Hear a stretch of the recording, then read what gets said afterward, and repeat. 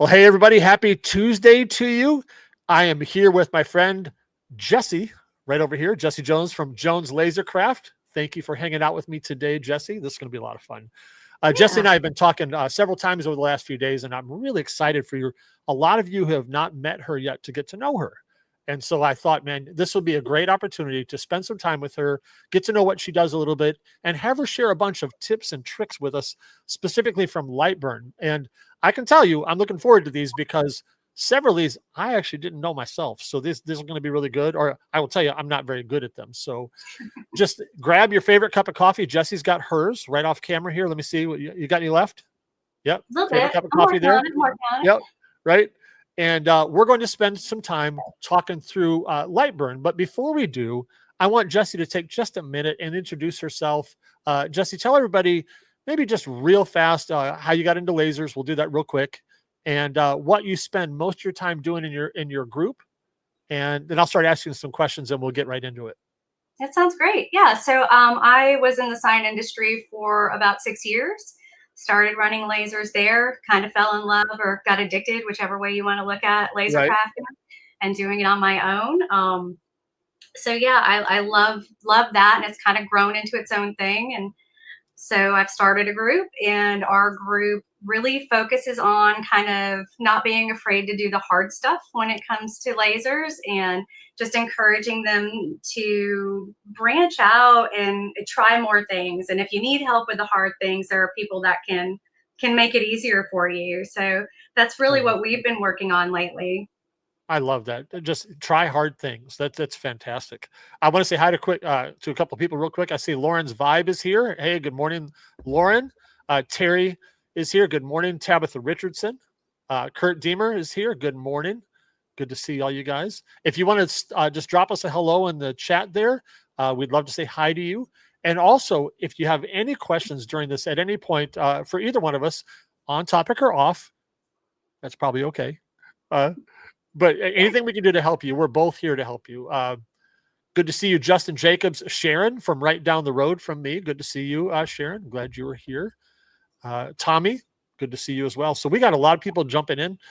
So again, let us know what kind of questions you have, and we'd love to answer them if we can. I'll do this at the end also, but you can find more of Jessie's stuff at joneslasercraft.com. And she also has a group, which I think you ought to join, and that is right here. It's facebook.com/groups, Jones Lasercraft. I'm getting a pattern there, Jones Lasercraft. So yeah, we try and keep everything simple. Yeah, right.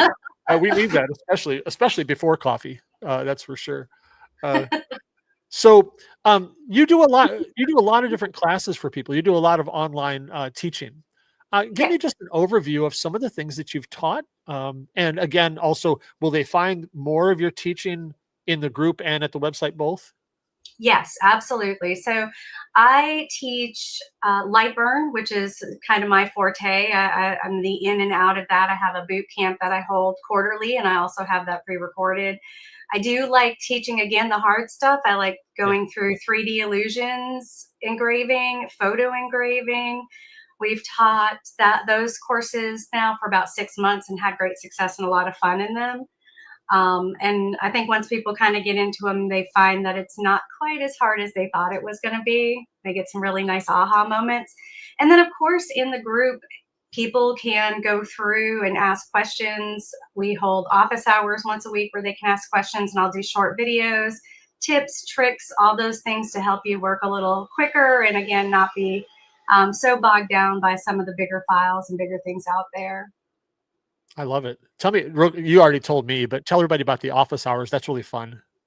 Oh, so our office hours I hold every Tuesday starting at 11. Folks that are in our group can pop in and pop out with a question. Some folks can't make it, so they'll send me a request the night before, and I'll answer the question or do a demo live during those office hours on Tuesday. And that gets recorded and put out, or you can watch it live on Facebook. But that's Facebook Live every Tuesday at 11 Eastern time. Nice. That's great. Except I think I screwed that up today, but that's okay. No, that's okay. I let my folks know. Some of them are here. So okay, excellent. Yeah, there's more people here. In fact, there's several of your fans here. I put that on the screen a minute ago, but Tommy says check out her lighthouse is amazing. Oh, that's fantastic. And Terry says, I want to take your 3D laser engraving class. I've been playing with slate a little. So Slate is cool. A lot of fun, and depending on if you have fiber or CO2, you can really do some really cool stuff with depth in there. Absolutely. Very cool. So definitely, if you're not in her group, jump in over there. She's also a pretty great designer too. So check out all the things she has there. And also, again, I'll put up her website several times throughout today, joneslasercraft.com. So check that out. So let's talk about some, before we jump into tips, let's just really quickly go through your website on some highlights there so people can find you. If you're ready for me to put it on the screen, I will do that. Go right ahead. Yep. So kind of walk us through what we can find there. Maybe show us where we can find some classes and some other things. Absolutely. So there's a bunch of services on here.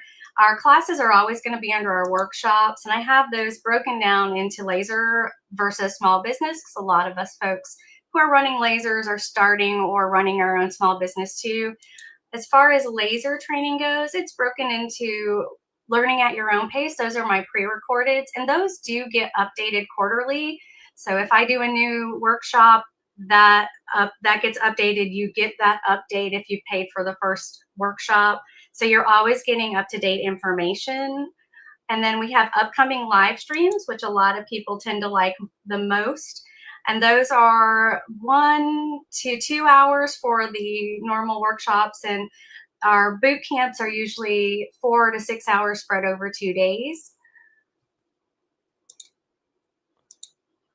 And we've got a few of our learn at your own pace and upcoming live streams for our business side as well.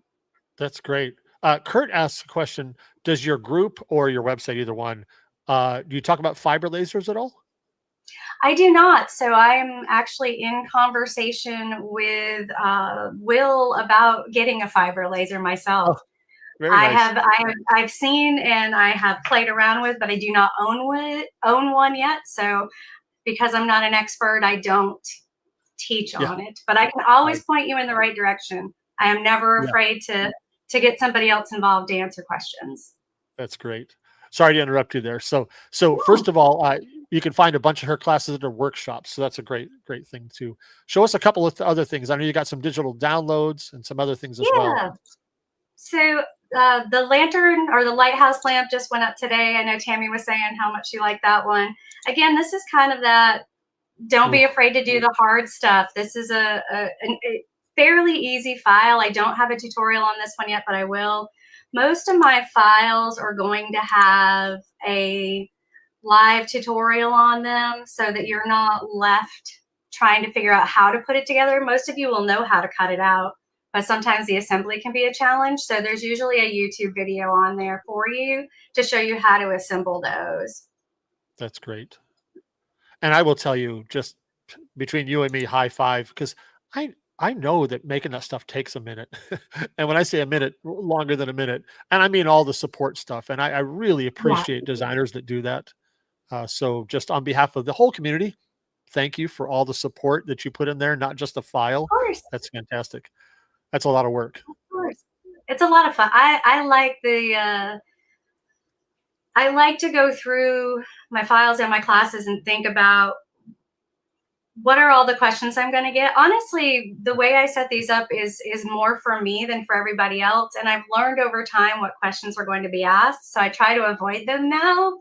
Yeah. By making sure that information is available before I put a file out. I know you've done this, so this is a rhetorical question.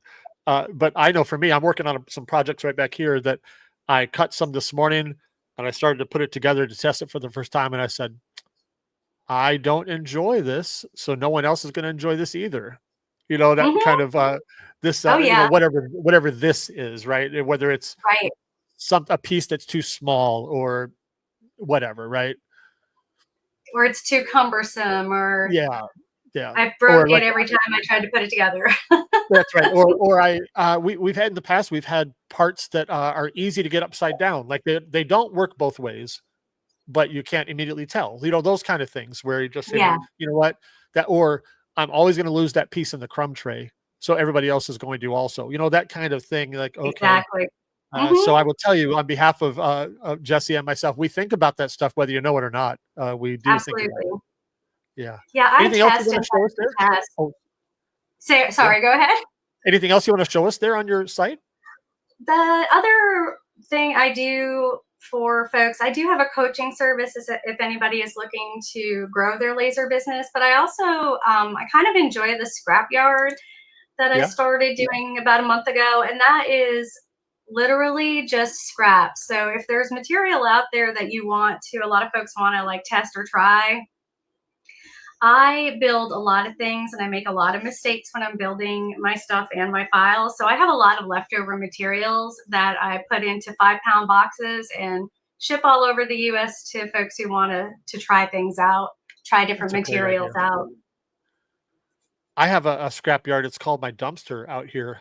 So no, that's a great idea. That's a really great idea. I love that. So everybody go to joneslasercraft.com and check it out. Join her group as well. She's got a lot of great value there, and I love your unique style, and I think people are going to like it too. So let's Thank you. jump into a couple things on Lightburn. You and I Yeah. talked about there's lots of things that you could share, but we thought about 3 or 4 things that we thought would benefit a lot of people, and I'll take this down for you for just a moment. Let you kind of grab that. Um, the first thing that we talked about teaching everybody is the basics of using some of the Boolean tools. Uh, and for those of you guys who maybe are not familiar with that term, in other programs, it's called slightly different things, but it doesn't really matter. It's those tools that allow you to cut something out of something else, to remove something, to crop things, that kind of thing. And they're really useful. And at first glance, they might seem a little bit overwhelming, but they're not that bad. And so we're going to have Jessie walk us through a little bit of the Boolean tools. So I will add this up here again. And why don't you take it away and teach us a little bit Yeah. about these tools? So for, again, Lightburn, there are 4 or 5 different iterations of this that can be used. And mainly we're using these to put together different parts and shapes, to make different parts or shapes.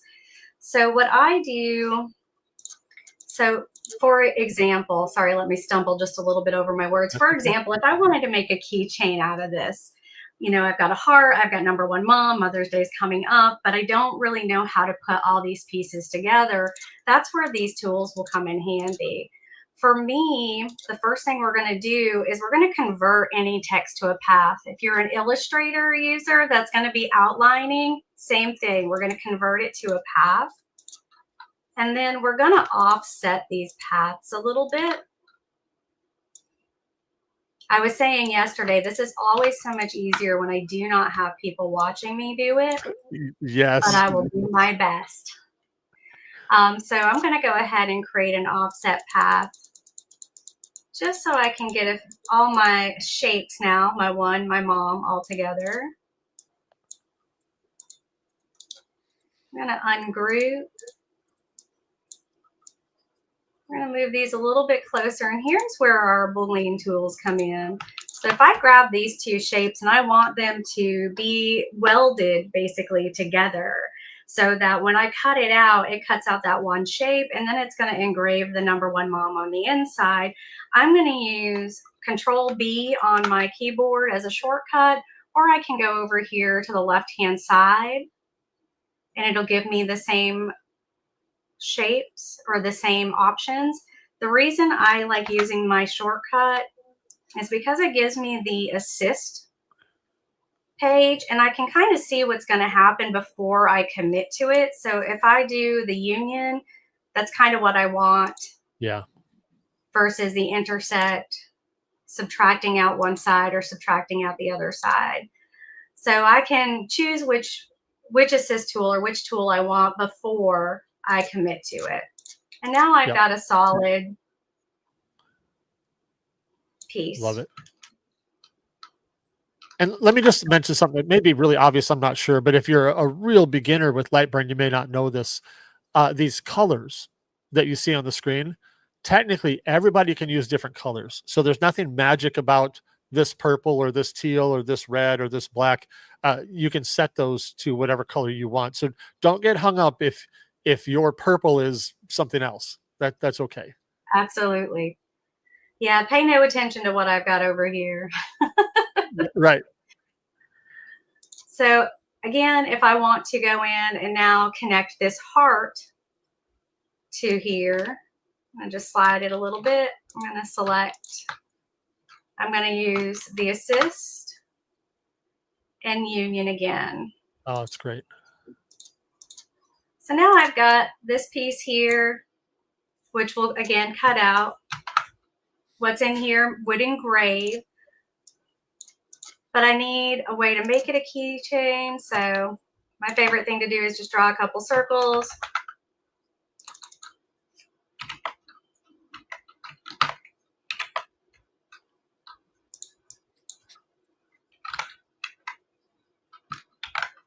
So I've got these grouped. I'll slide it over here. And because I have now grouped these two shapes, when I go to my assist union, it's going to make it one solid shape. It'll keep this circle cut out here and then add this here. Hopefully that made sense. Yep.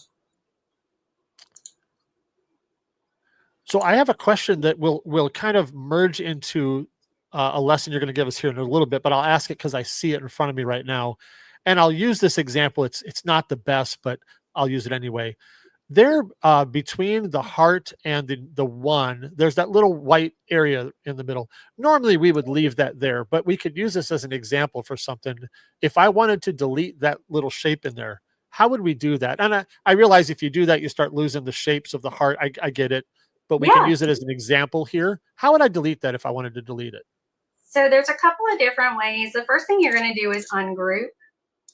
And you can actually just hit delete on your keyboard, or say you just want it a little smaller, you can go into your nodes, which is this little guy here.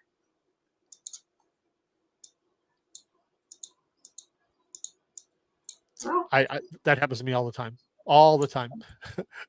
There it is. And then you can move it, and hitting D will delete that node, that node, that node. Oh, in fact, hey, let's do that a little slower. And the reason I say that is because that little tip right there eluded me for a long time, because I think it's because I came from other programs. And so let me guide you and you tell me if I'm doing it right. So you clicked on the nodes tool on the left, which is the sixth one down, I think, right there. Yeah. Yeah. Whatever. So you're in that. And so now you can start seeing those nodes, and then you can click on one of them to highlight it or to select it, right? Correct. And then it turns, I think, red. Is it red? Red. It does. Red.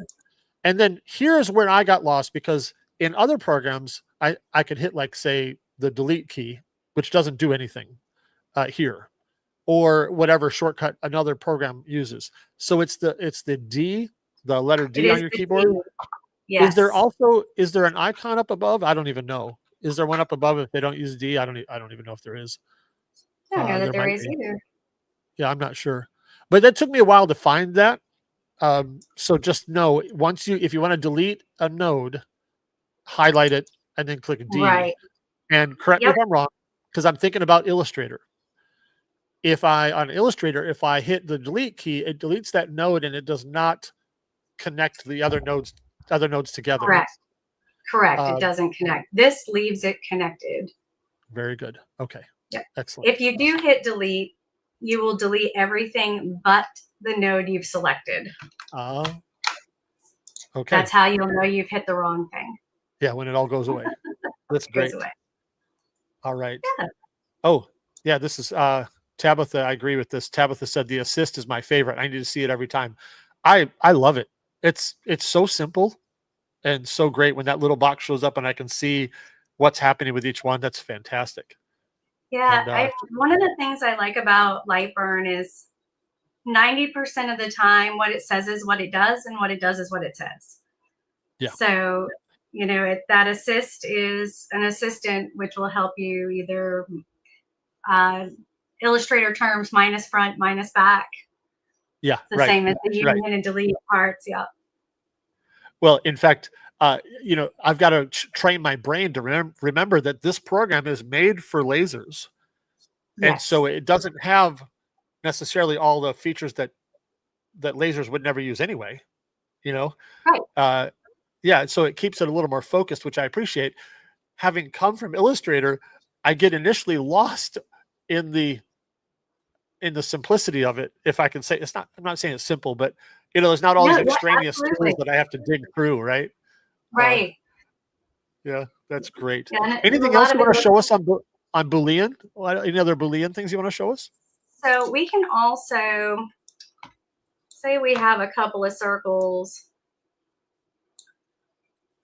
and we want to, weld this shape together, but we don't want this center part. That's just another, again, why I use the assist. What I do for that is I would actually make two, whoops. Let's see if I can do this without messing the whole thing up. I would take this side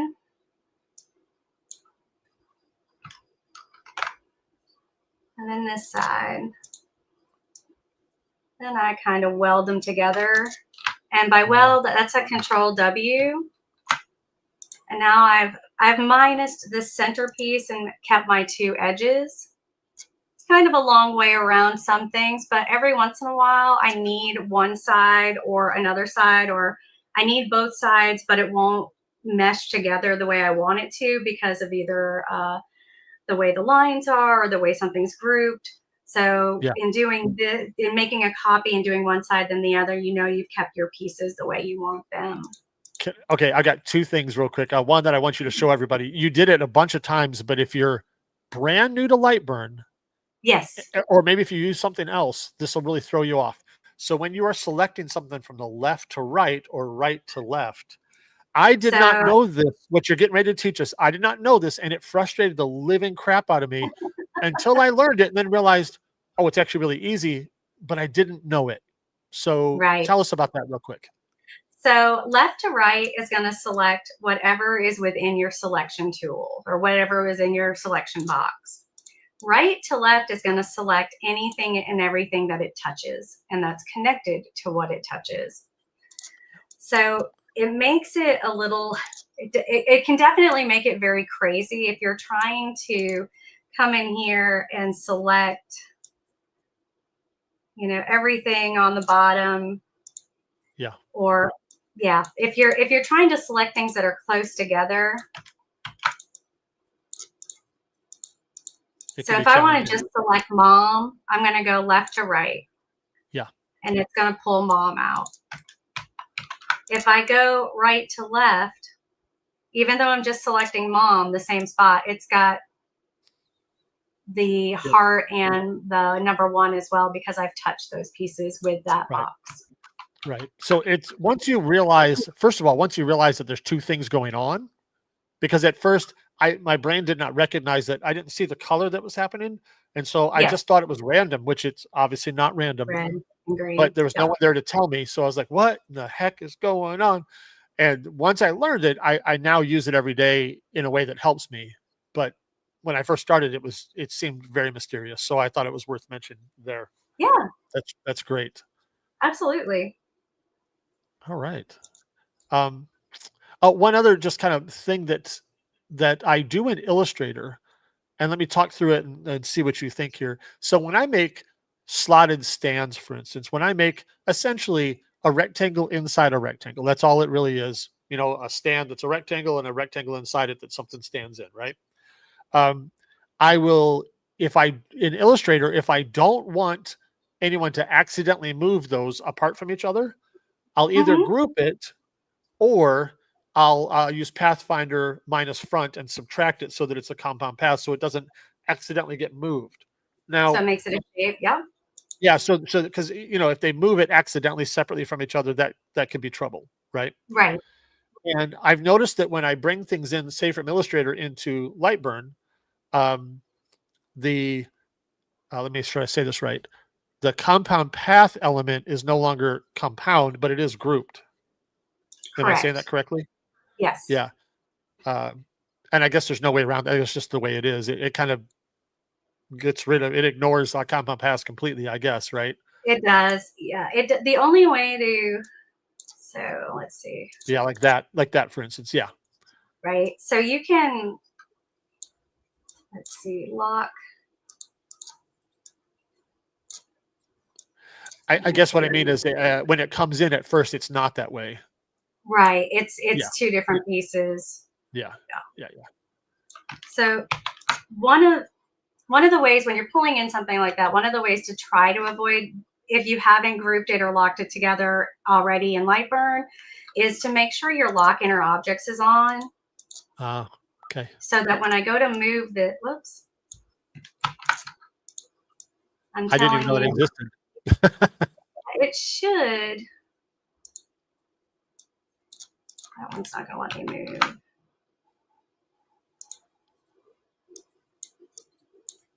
Oh, it's going to make a liar out of me. Well, that's okay. I didn't know that existed, so I don't know how to use it. So yeah, if you're moving it numerically, that's what it does. It'll lock it. Oh, I got you. Okay. So it'll lock everything in place. And then the same with move as group. I always have these two on, and it tends to keep things together. So if I am, going to the top, well, I can't go to the top because I don't have anything to top.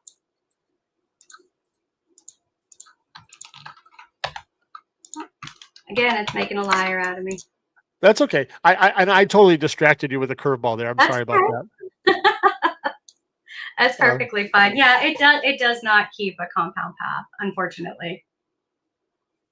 Okay, no problem. So Boolean tools. So make sure that everybody that you make use of those, and tell us one more time. I know there's two ways to get to it, but how do we get to that assistant? So the assistant, I use my hotkeys, which is Control B. Okay. Oops, let me get it.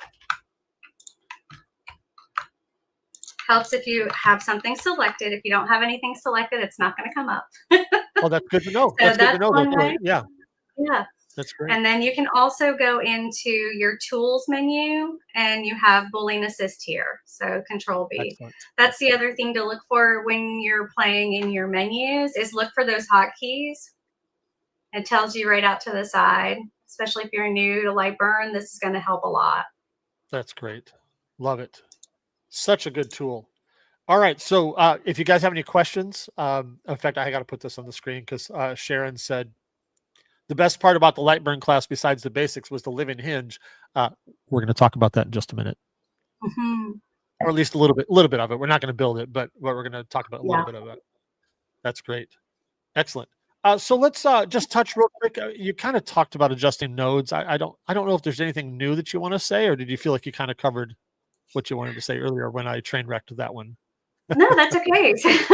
So a lot of times, how I found adjusting nodes was I pulled in a file that I wanted to run that somebody else made, and there was this line that was just like shot way off into the middle of the screen, and I was like, how do I fix this line? And then I did a little research and found that I could adjust the nodes, and by adjusting those nodes, I was able to then start really learning how to do some, cleanup, some design work, by knowing that I could just change the shape of something, or fix a node, or delete a node, or just move it.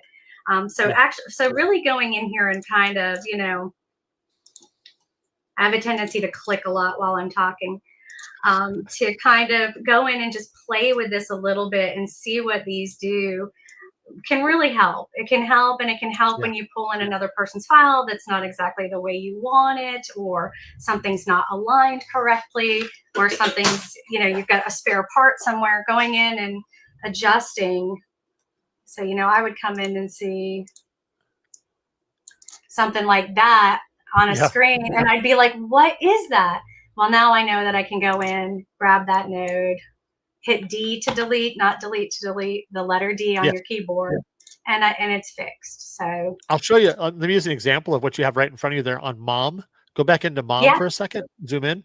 I'll use an example. I've done this in the last couple of days where I had some text that ended up smaller than I intended it to be, and the inside of the O, this is probably a bad example, but the inside of the O, it was just a little too small. It fell through the crumb tray, and so I grabbed the left side of the O, the inside of the O, and made it a little bigger. I didn't distort it a lot, but I distorted it enough.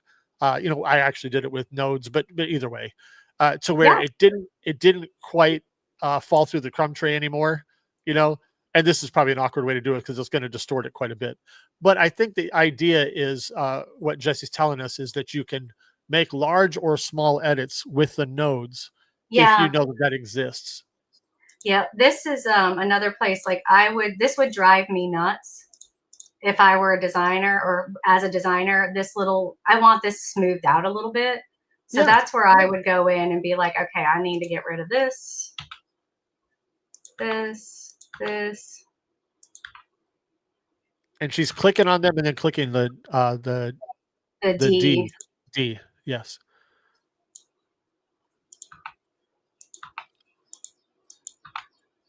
You know, I might make a line, or there are other ways to change the way the node works. Again, if you're an illustrator, you know, giving it those handles, you can round it out, you can pull you know, a line here or there. So there's definitely, the nodes are definitely worth looking into and Yes. learning a little bit more about, for sure. So now we've got a little more of a rounded.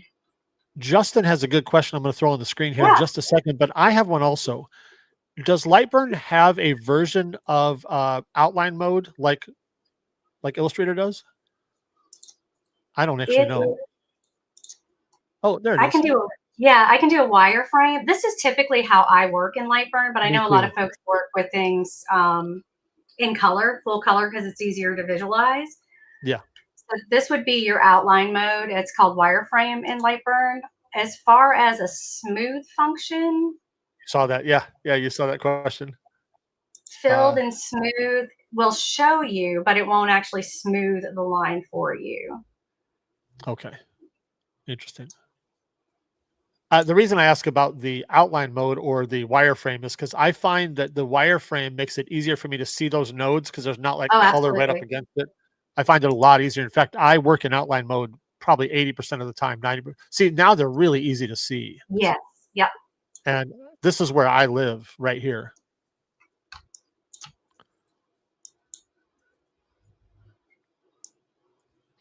Yeah, that's great. And now you can see all of them really easily. You can see the one that you have highlighted. Yeah.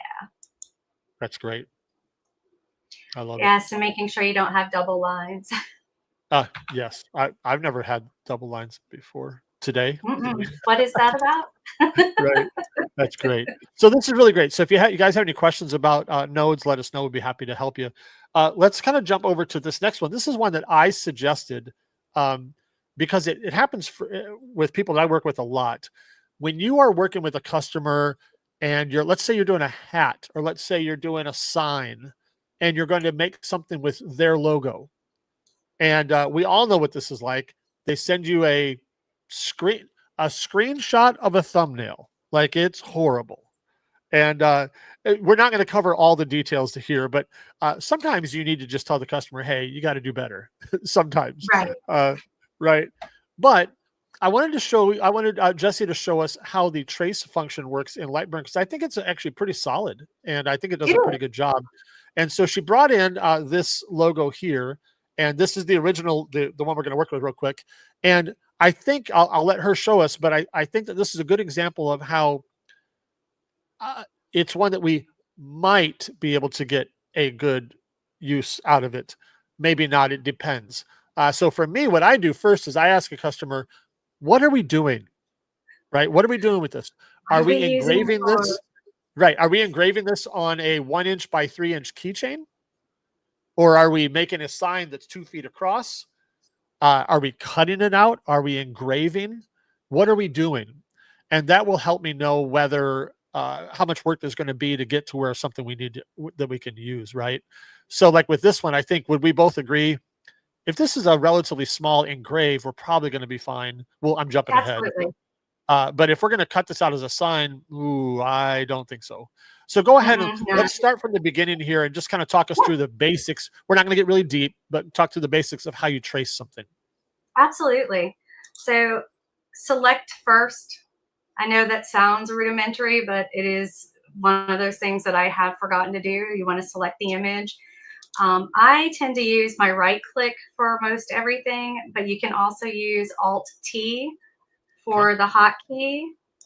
And it is also in the tools section or the tools menu. So trace, Alt T, or right clicking will get you there. And what you're going to see on the screen when it pulls up is it is going to pop up. Let's see if I can make it any bigger at all. And it's going to show you in pink what is going to be traced. So what you're going to be left with. So I'm not going to make any adjustments to this. I'm just going to show you. Hit OK. I'm going to move this out of the way. I always keep my original. There is an option to delete the original image. I always keep my original because I never know if I'm going to like it or if I'm going to need to redo it and why I have to re-import it. Yes. So this is the way this guy comes out. Now, I don't like it. I would go in here. If I had to clean it up, I would be, messing with nodes for hours on end, and I'm not about to do that. So I'm going to go back and retrace this.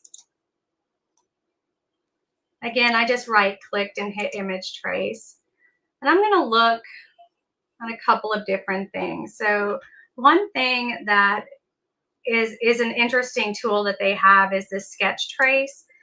So if you are just doing a normal trace, you can see it is tracing around the most contrasted parts of the image. So where it's really white to really dark. When you do a sketch trace, it does like a lower contrast. It's going from dark to light. So it's almost pulling out the opposite of what you had before. So now I've kind of got this outline versus the lines.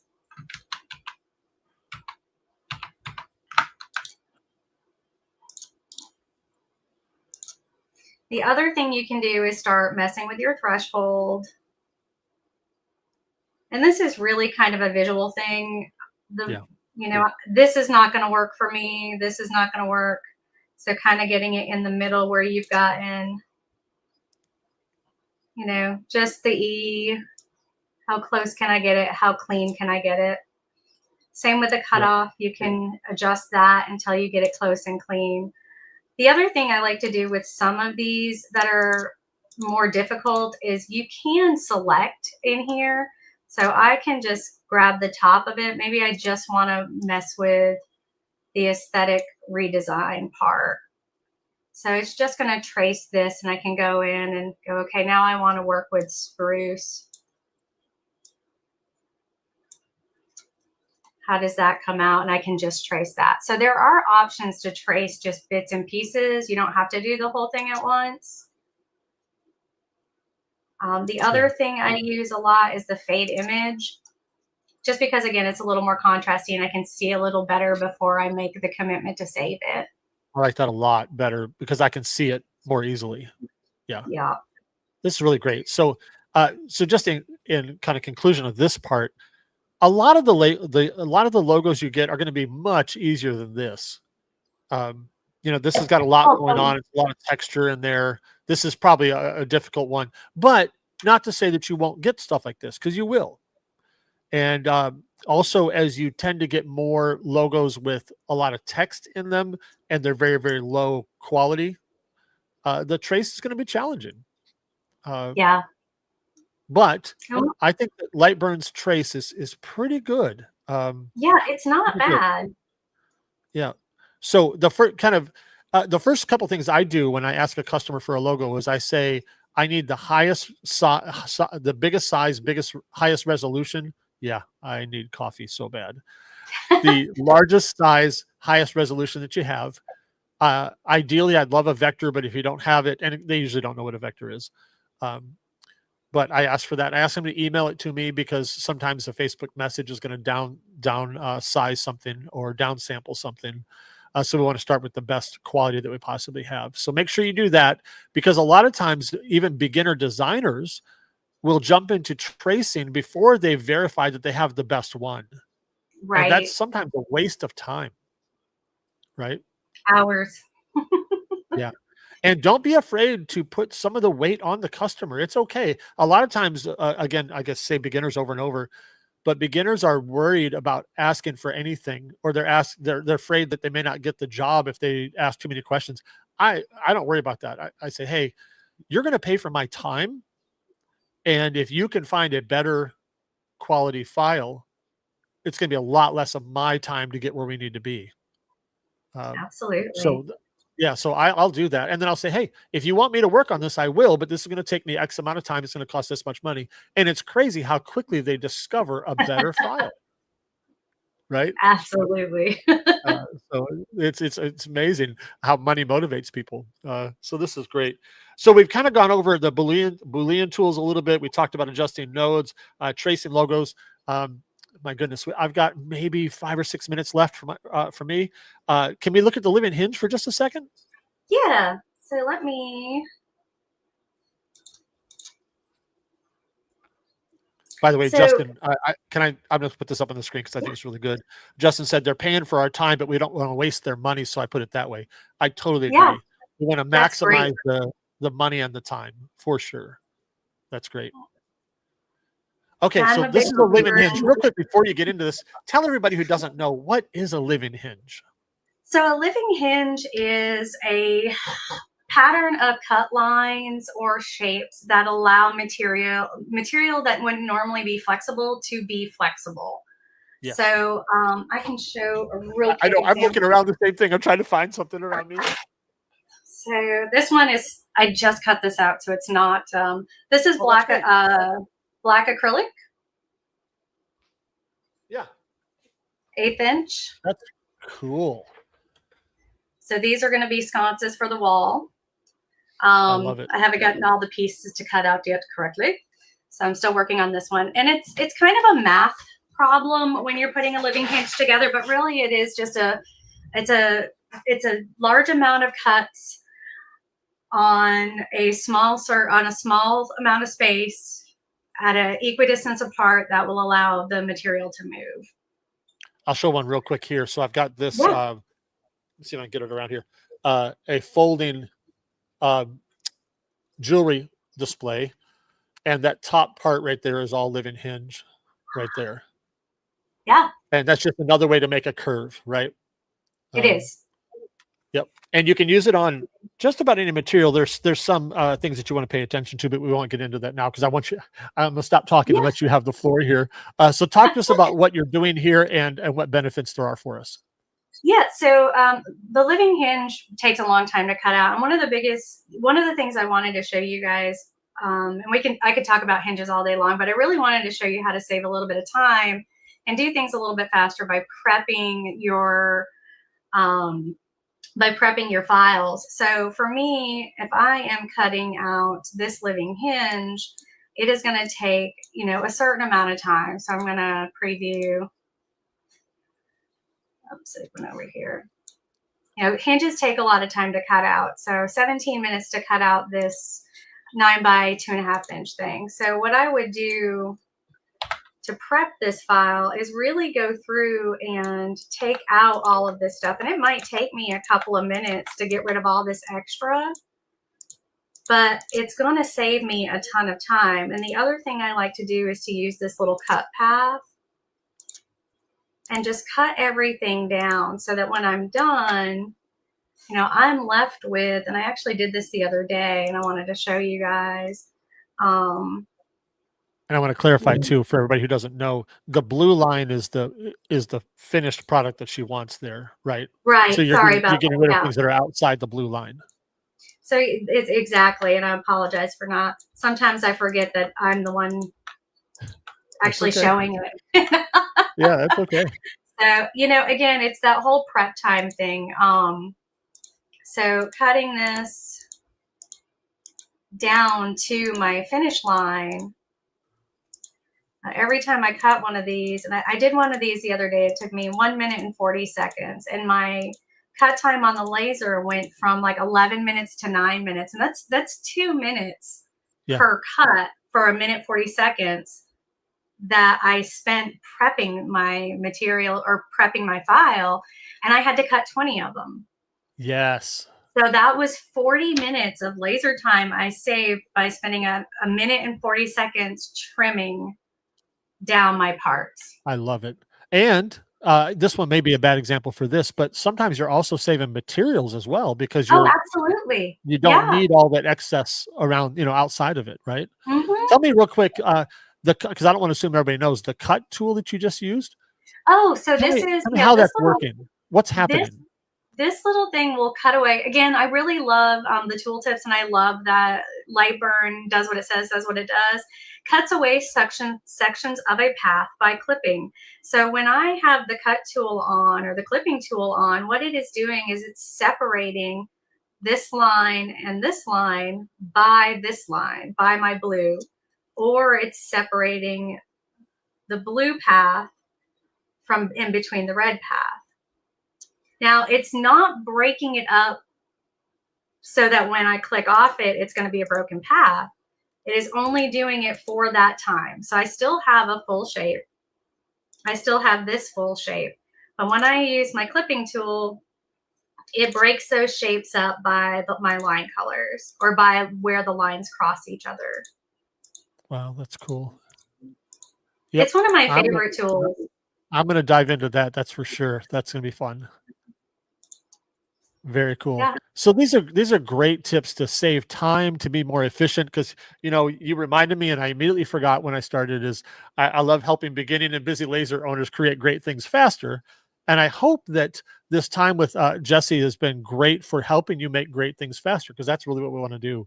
So absolutely. I I hate to cut it off here. I managed to schedule myself with 2 back-to-back lives this morning. It was my mistake. But make sure that you join her group because it's really worth it. You're going to learn a lot just from the community, from her. And then if she has some classes that make sense for you, go to her website and check them out. Both the live Yeah, ones, the recorded ones, and she would love to help you. And I think you've seen that she's got an easy teaching method, and she's also knows a thing or two about Lightburn. So it's really great. always Jesse, what learn. a pleasure this has been. Thank you very much. We've Thank got you for several having people me. saying thank you. Yeah, Jane, absolutely. And Justin, you are welcome. It's good to have everybody here. So thank you guys for being here. I know a lot of you are going to watch this on demand later, and that is great. No problem whatsoever because this is on my YouTube channel and my Facebook page. You can watch it anytime you want.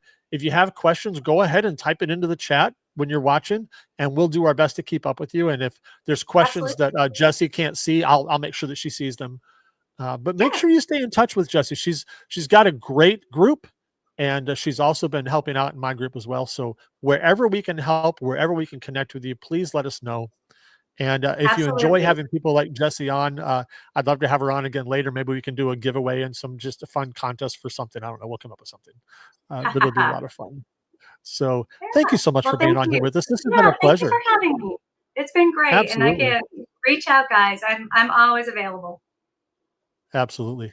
Well, thank you guys. Have a great rest of your Tuesday. And if some of you guys are going to watch, I'll be talking with Crystal Aguila from the conference this summer in just a few minutes. So I'll see you guys there. Have a great rest of your day. Jesse, hang out for just a minute, and I'll see you just a I minute as will. well. See you in the All right. groups, everybody. Have a good day.